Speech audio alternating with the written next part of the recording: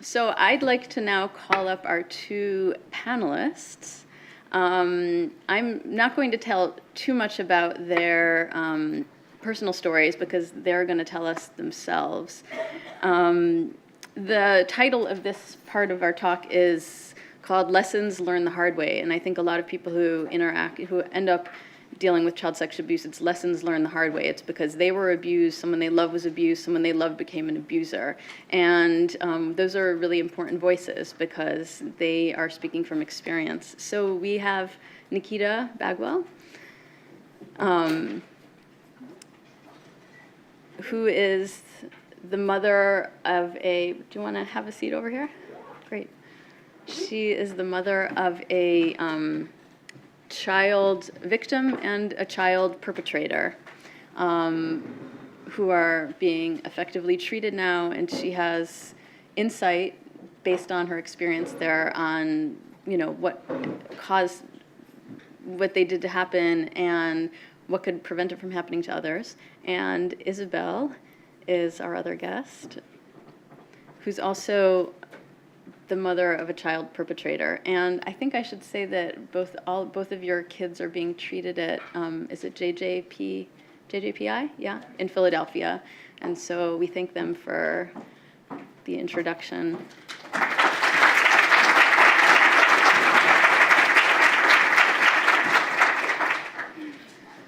So, welcome.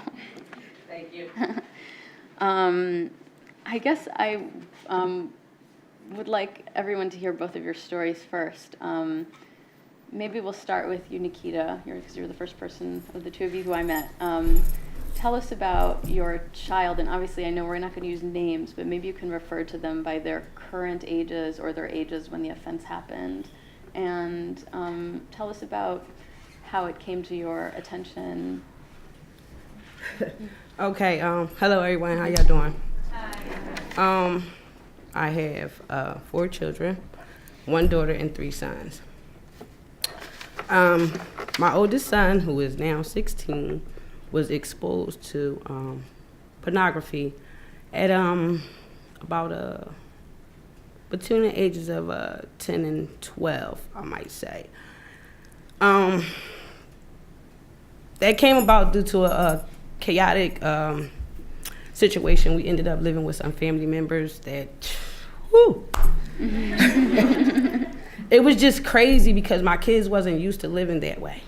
We had our own place. It was just time for us to move. So we ended up living at my cousin's house. It was just really, really, really chaotic. It was my 5 children, my cousin, her baby, a 2-bedroom house. Cramps. My kids were used to their own space and all that kind of stuff. So my son got involved with some kids outside because we was on one side of the neighborhood. We moved on the opposite side of the neighborhood, Kensington, Allegheny. Y'all might not be familiar with that, but that's in Philadelphia. But however, it's dangerous down there. So I guess on different sides is a little more quieter, and on other sides it's just a little more everything. Anywho, he got caught up with some kid, and they was watching pornos. My son, who is now 16, he acted out those things that he learned watching those pornos on my middle son, who was at the time 7. I didn't know that it was going on when we was inside of my cousin's house. When we moved into our new home, my oldest son was having his issues and whatnot. So, I went to my resources and I had him placed due to his behavior. Not the sexual behaviors, because I didn't know about that at the time. He had came home for a 4th of July visit. And the day of his return was when the act occurred. I was getting him ready to go back. He was, my middle son was taking a bath. I left my oldest son downstairs. Wait till your brother get out the tub, then you go get ready, so forth and so forth. Anywho, some way it got messed all up, and my oldest son ended up upstairs. And I went upstairs. He was coming out the room naked, but he had a heart on. And I was like, yo, what's going on? Everything like that. He was like, I didn't do anything. Okay, I'm like, okay, all right, go ahead, take a bath. So I went to step in the room, and I talked to my middle son, who is now 12, and, you know, I'm like, well, what happened? What's going on? And he told me what his brother did to him. I was shocked, upset, angry, everything you could think of, because it's something that, as a mother, you would never look forward to happening between your kids. So I took him back to his placement. I talked to his clinician, and I told her what happened and what should I do. So she gave me some answers, and I did just that. He got his help and was in his placement for my 16-year-old was going for like 2.5 years, you know, the different placements until we found the exact placement he needed to be to get the appropriate services. And at that time, my 12-year-old, well, he's 12 now, but at that time, so much had happened back to back right away that he couldn't. He didn't have time to work on what happened to him. He was only 7 when it happened. He suppressed it all, you know. Because of all the extra stuff, my kids, you know, went to foster care, different homes, back and forth, you know, all that. My son had to take in all that, you know, being away from home, being away from his support.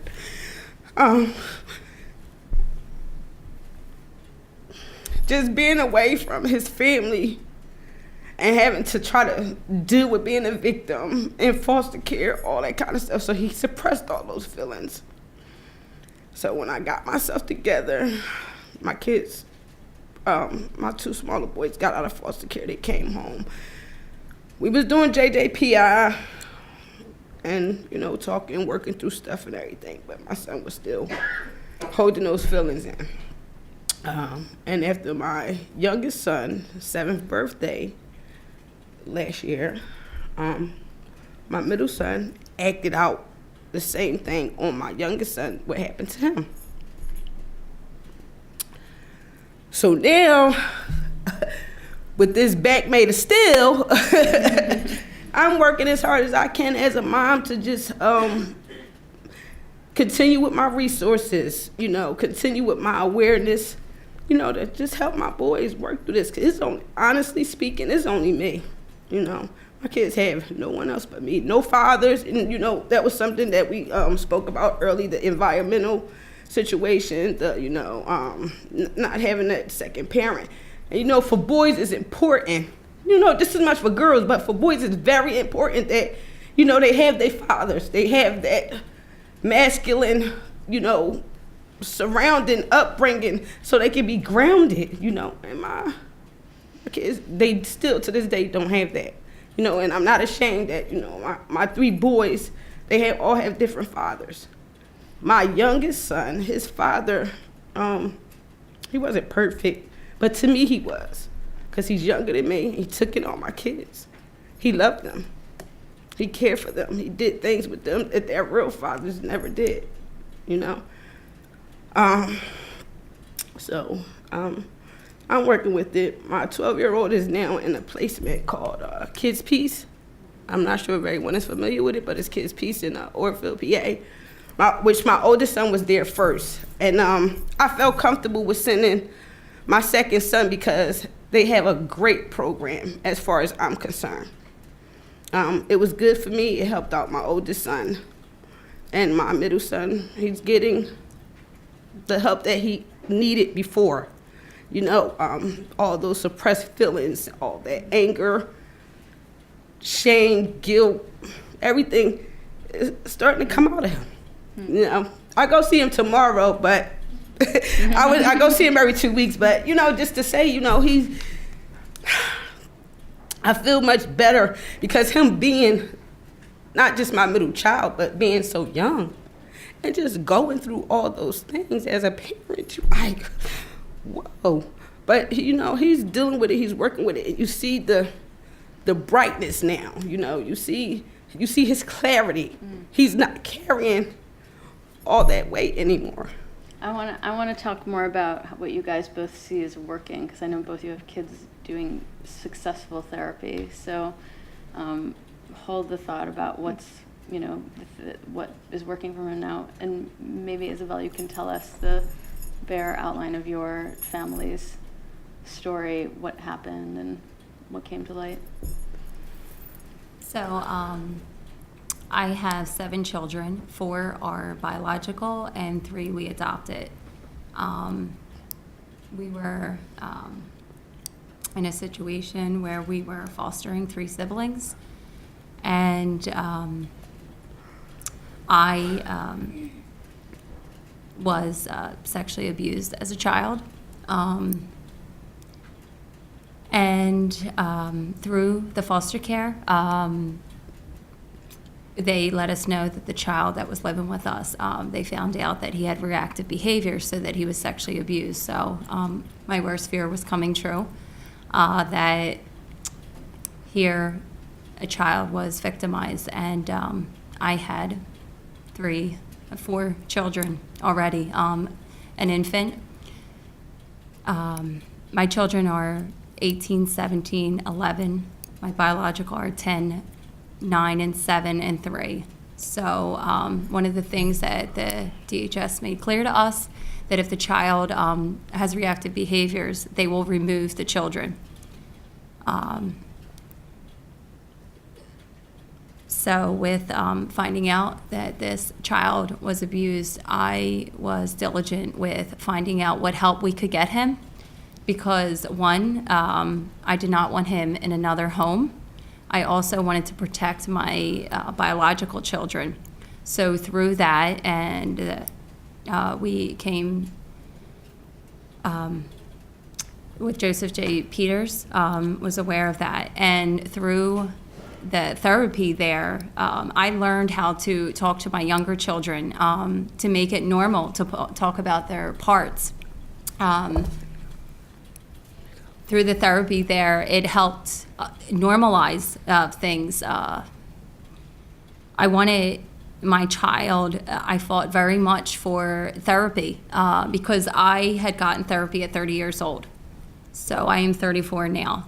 So I did not have any help or outlets to speak. Our body parts and sex and any kind of talk like that was not in our home. So seeing this child, I wanted him very much not to go through life with the shame, not to see it manifest itself in ways that had manifested itself in me with seizures. They did all kinds of testing, finding out they're not epileptic seizures. They're pseudo seizures, which are brought on by severe stress of sexual abuse in childhood.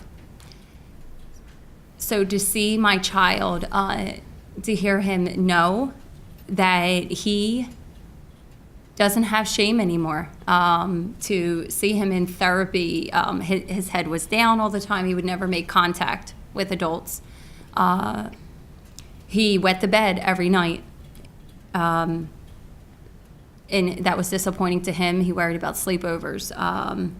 He had sexualized behavior in the classroom. He does not have that anymore. He was in therapy for 3 years. He told his life story. He had the therapy, the trauma focused? yes. Mm-hmm. Trauma focused. He also did roadmaps, and just to see that child that was full of shame, full of guilt. His biological mother, he did go to. It happened on his 8th birthday. And she said, well, you know that was bad. He went through much of his time feeling that it was his fault. He was bad, and he should have stopped the adult from doing it. So I didn't want him to have a second mom that failed him. I wanted him to know that he was believed, and it's not his fault. And he doesn't have to go through life stuttering, being ashamed. And through therapy, he is full of life now. To see him make eye contact, he engages in one of the things that we saw with him, we would have to push him to do everything. He would not go to parties. He wouldn't engage in school activities.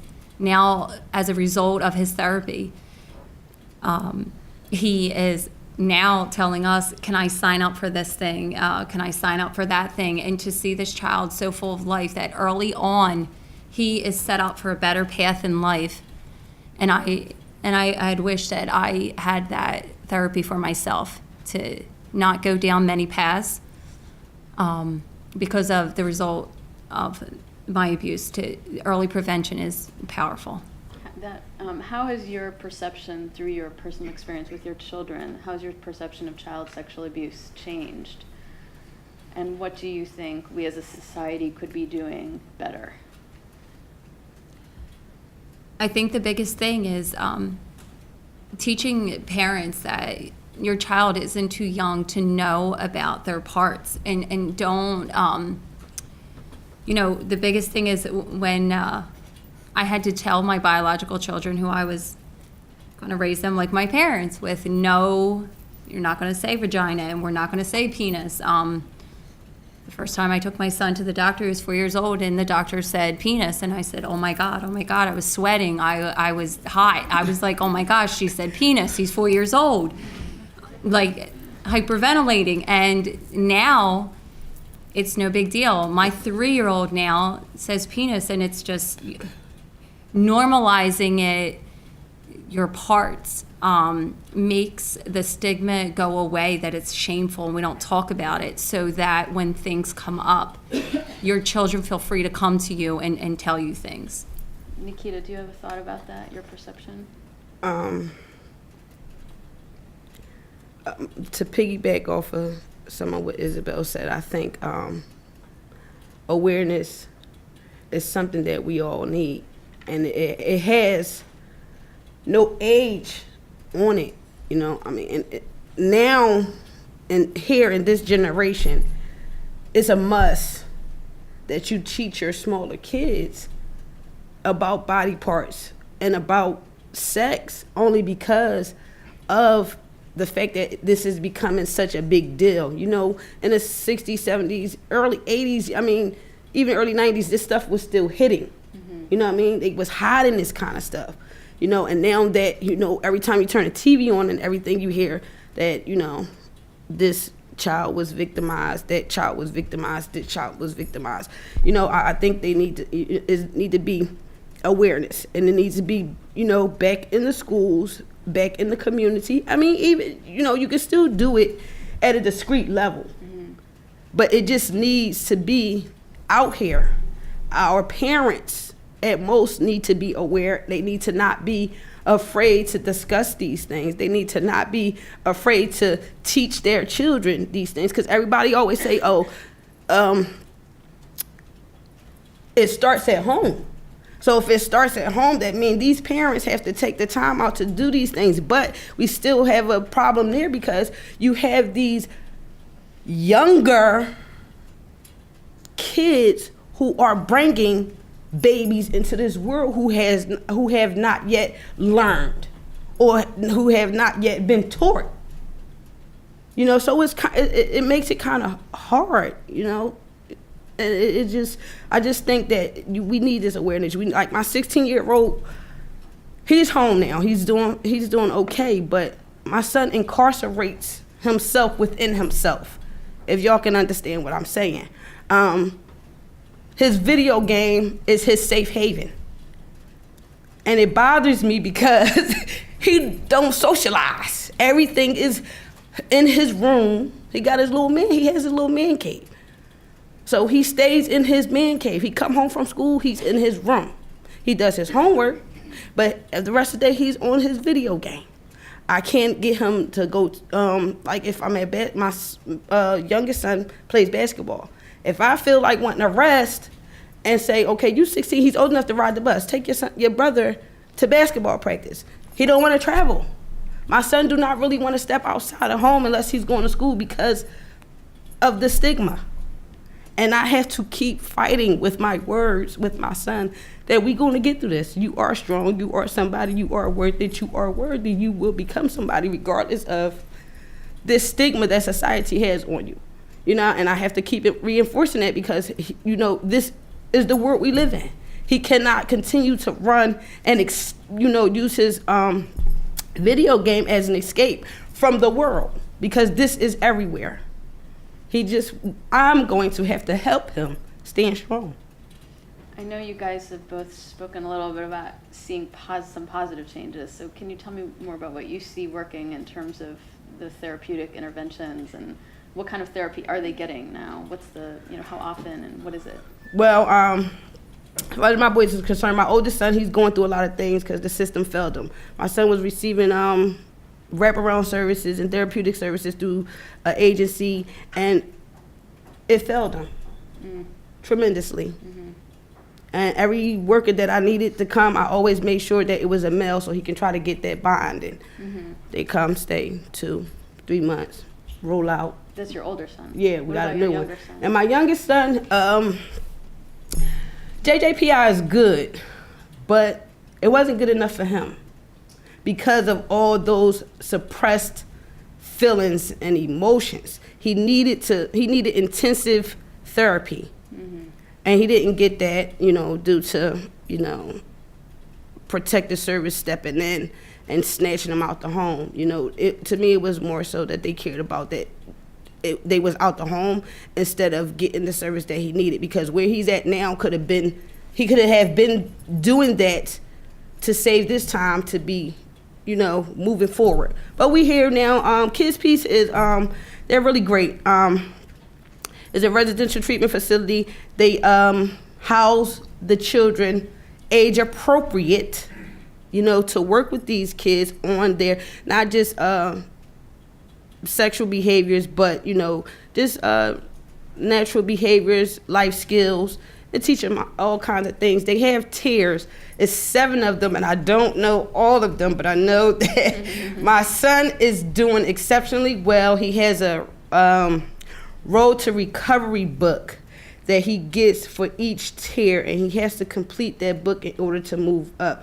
And now he has I think they have to make 64 days out of 100, with no sexual thoughts, no sexual encounters, and all that kind of stuff. And actually, my son will be moving up from awareness to understanding in a couple days. So that's a good thing. We have family therapy, which I go and we sit and we talk about the same things that I'm sharing with y'all guys. And for the last 3, they brought in my son's offender. I don't like the word perpetrator. That's just too much for a kid. My oldest son is in with us doing these therapy sessions. And they have been great. Lately, I've just been doing a lot of sitting back, listening to the 2 boys talk to each other and work out their differences.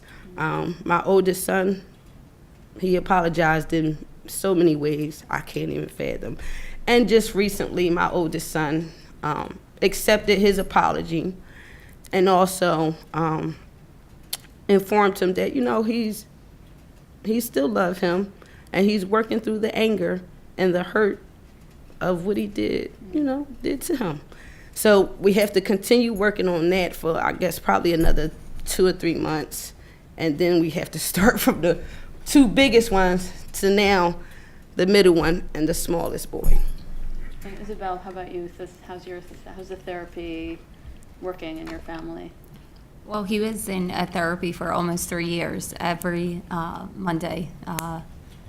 It's a ritual. My infant grew up going to Joseph J. Peters to see, he knew that was his ritual, that we were going there. He did the focus group. He also did roadmaps, which were great, that he could tell his own story. So he got to pick out what his passion was, is football, and telling his story and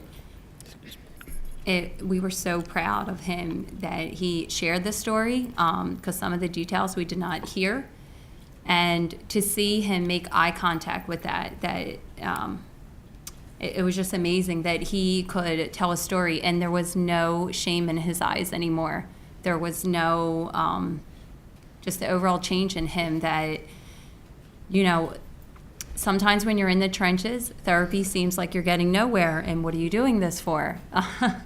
So to encourage parents that, stick with it and you're going to see light come about is awesome. Yes. One of the things with the study that I hope, because of his case, one incident was with an uncle. So like they had talked about in earlier sessions, that monsters are not out there. They're sometimes closer than we think. The other perpetrator, it was severe. We still have not touched on exactly who that is. But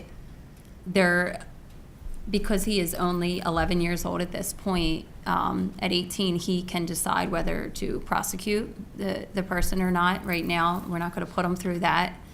Therapy is the biggest thing that we can do for him. And the detective that came in our home, she shared with us that don't let his success be in the perpetrator going to jail. That put him in therapy and, love him at home. And the thing with therapy is it taught us how to love him and, how to stick with things with him and be aware of those things. Because he did react on those behaviors with my 3-year-old, he's not afraid of him. Because he acted out on a younger sibling in his biological home. He was afraid to come near any younger children. And through the therapy, he realizes he's not a bad little boy, and he's not going to do it again. That was the biggest thing that I saw in him, that just in the past few months, he has been playing with my son, and there's this awkwardness that he's going to, do something to him. We have about 15 minutes, so I think we can open it up for questions. Should we do questions now, or we don't? Yeah. So if you have questions, they can either be for me or for the panelists about anything that we've talked about. And you can write your questions on the cards and send them to the end of the row. You did so good. Thank you. I was trying not to cry. You did a good job. Thank you. Sorry. You did better. Anybody have questions? Oh, does anybody need a card? They should be in your things. Should I read the questions? Yeah. Okay. All right, here's one. Somebody asks, what kind of services do parents of youth with problem sexual behavior still need? That's a great question, and you guys. Repeat that one more time. What kind of services do parents of youth with problem sexual behavior still need? People who meaning the are similar parents. to the parents, yeah. I don't know if that means, yeah. Before they must. I think the parents, they need more support groups available for when you're going through this, because sometimes you, like they have all mentioned earlier, you really cannot receive any help until it happens. But I think that we need support groups as parents before, which will bring awareness, so we will be able to speak to our children and inform them that these kind of things are about, and how, just like we're being taught to watch out for certain signs and stuff, we can teach our children the same as well. And we also need a little bit more support, for us, even after it happens, to help us, get through it, to help us not feel alone, and to help us help our children not to carry shame, guilt, blame, and pain. Mm-hmm. Isabel, do you want to speak to I think that? that's the biggest thing, is what she's saying, is there needs to be support for the parents, because you have this child and, you might have that in your background. So you're re-traumatized all over again, and you're supposed to try to help your child walk through this. It's very traumatic to find out that this happened to your child and what that's going to look like down the road. But there's a lot that parents go through in this process, and there's support for the child, and the therapist will help you, but the therapy is all about the child, which it well should be, but there is not support for parents in the way that there is for the child. Mm-hmm. Any other questions? Oh, somebody sent up the same question as that. How do you reconcile the need to protect other and younger siblings with wanting to treat an older child who's at risk of inappropriate behavior? How do you reconcile the need to protect other young and younger siblings with wanting to trust? Okay, with wanting to trust your older child who's at risk of inappropriate behavior. That's kind of a good question, because that is one of the key things to our situation, rather, because we all still have to live together at one point in time, I think a lot of communication, a lot of positive communication. And for my situation, I talked to my two younger children about the issues that my oldest son was going through, for him to have came to the point to offend. I have to let them know, he was going through a little something inside, not having that man person there, us living where we were living at just wasn't good. I talked to my kids, and I let them know, that he really didn't mean it, but inside here he was just so confused and baffled by so much chaos. And I guess to him that was a relief of his chaotic situation at some point. But I think just communicating with your younger ones about the situation with your older child. I mean, if we have to talk to our children about sex, even at a young age, if we have to talk to them about private parts and everything, I don't think that it should be a problem to sit and talk to them about the difficulties that the older sibling carries emotionally and mentally. Do you want to speak to that question about balancing the protection of your younger children with the risk, the trust of your one who showed inappropriate sexual behavior?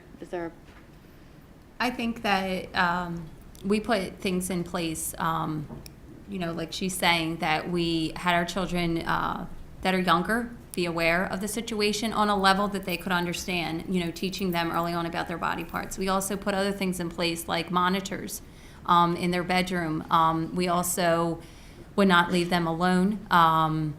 They would be with very minimal adults that we trusted, that were over the age of 21, that understood the dynamics in the home, so that they were never left to their own devices.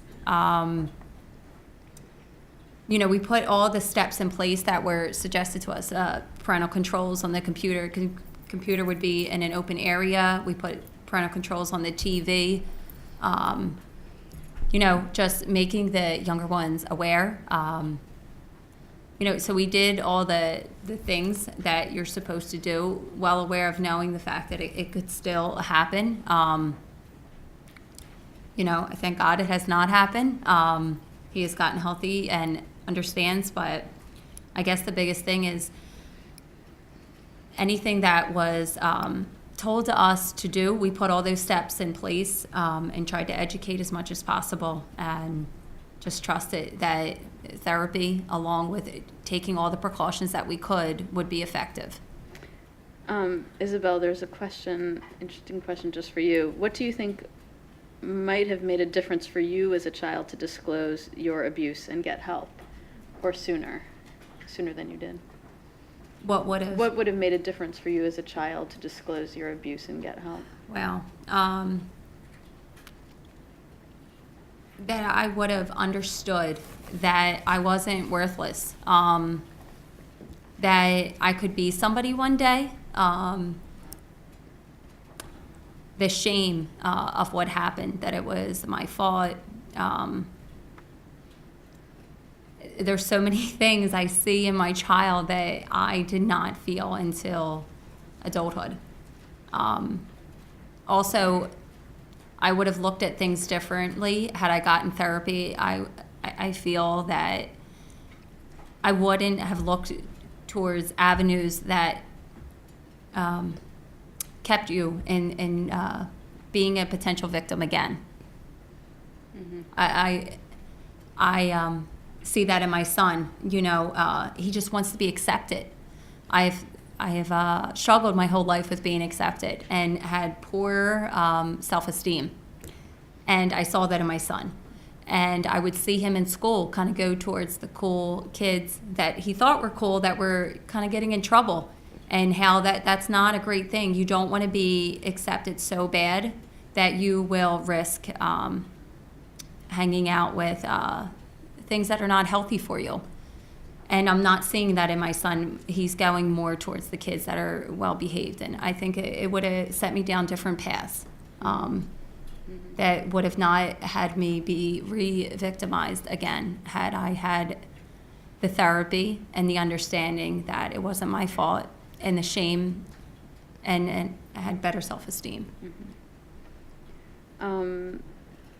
What were the barriers and challenges, and maybe Nikita, you can speak to this toward getting your children treatment, or the treatment that you think they should have gotten or should be getting? Is it, for example, financial limitations, access, child care? What have been the things that you think have, what are the barriers? From receiving services? Yeah. I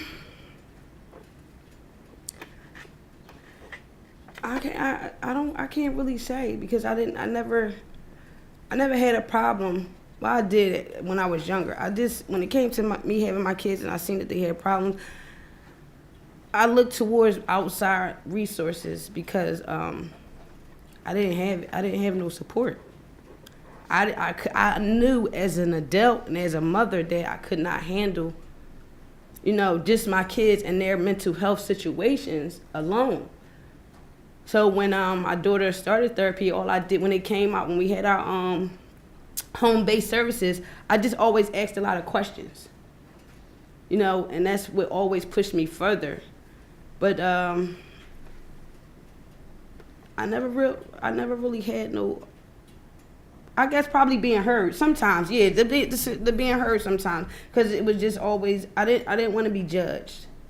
I didn't want to be looked at as a single mom who just got all this on her hands and is a burden and she don't know what she doing and such and such and such, and therefore, a lot of that carried on for me not to receive services. But I just kept on pushing, which one didn't want to work with me, I'll just ask for another, or go to a different agency, and I just ask questions on a hypothetical from one therapist or one clinician. I ask a hypothetical question to get their answer, and to me that'd be, all right, well, that's what I think I should do. I'll get a second opinion, like, well, I was just asking such and such and such and such. What would you think about that? And they'll give me a second opinion, and if it sounds just as good to compare it to be a good thing, then that's what I would roll with. Mm-hmm, mm-hmm. I have two questions that are kind of similar, and I think maybe Isabel should take them because you addressed this a little bit. One was, what situational precautions, it seems like this is a little directed towards parents, really. I mean, it would be ideal for parents to know. What situational precautions would you suggest to avoid potentially dangerous situations? And also, what actions can you take to limit exposure to porn and, other such risks that could give way to sexually problematic behavior?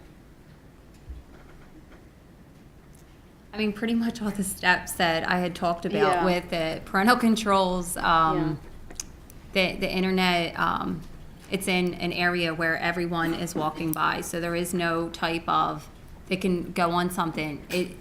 They're less likely to hide something because, or go on it because they're going to be caught because it's out in the open. I have teenagers. They're not on Facebook, Twitter, all those things. They know we check their phones. If they want a phone, we're going to check it. Yeah. The monitors, they were effective for us. I was a little bit taken back by having to put monitors, but I did do it, and it was hard to sleep because you hear everything, and you jump up and You mean like video monitors? in the yeah, it was a room. video monitor, yes. That was tough to quote unquote be spying on your kid. Yeah, yeah. We have Xbox. We do not have Xbox Live. Your children can connect with people through games. That's very dangerous. So no, we don't do that. It's easy to keep your kids safe from the world, quote unquote, because your kids kind of go towards what you go towards, or how you're in a relationship with people. It's hard to protect your children against their own relatives, and the Right. Yeah. Or close friends often, or other people. right people that they should trust. Right. That's difficult to manage that. Did either of you have negative or fearful responses from neighbors or friends or teachers or community in your community? Have you been yourselves, seen differently? Yes. No. No. How so? Yes. The biological parents were totally against the therapy, and the community that the child came from, we took a lot of heat for that. So that was hard. How did you handle it? You just keep your head down and know that you're making a positive difference in a child's life, and that is, you just put the blinders on and focus on your child. And what gives you hope for the future in your family and in general for kids? I know what it's done for me to get help, and seeing this child, it makes me want to push more for encouraging family members or people that I'm around that early prevention or early therapy is the key. You don't want to wait until it manifests itself and bury your head in the sand that it isn't happening or it didn't happen, because it will manifest itself in many ways with anxiety, eating disorders, depression. I've seen it in, I have a lot of cousins. I have a huge family, and a lot of them manifested itself in severe ways that your child does not have to go through. And when it gets hard, you be that parent that is there supporting them, that they can make it. And there's people out there that care about you, that are waiting to help you, that have much more knowledge than mommy and daddy have, and we're going to walk this road together. Great. I think I'm getting the look that we're done now, and thank you so much, both. Did you want to say something about your hope for the future? I see a bright future for my kids, for all my kids. I ain't gonna say for my boys, but for my kids, I see a bright future. My thing is just, sometimes your traumatic situations are a blessing in disguise. I said that before at therapy one day, because some lady was just going crazy, and I told her, I said, I understand you're upset and I feel your pain, but this could be a blessing in disguise. Something great is going to come out of it. I don't know when, I don't know how, and I don't know why, but you're going to get, it's just, that's how it is sometimes. Sometimes we just go through some traumatic stuff to get to that blessed place that we're trying to get. And it's sad to say that, because you don't want this kind of stuff to happen amongst your friends, amongst your family, in the community at all. But if you can get as much support as you can and willing to work through it and not deny it, then I believe that you will get to that blessed place that God has planned for you. It's a great note to end on. So thank you both very much. Thank you.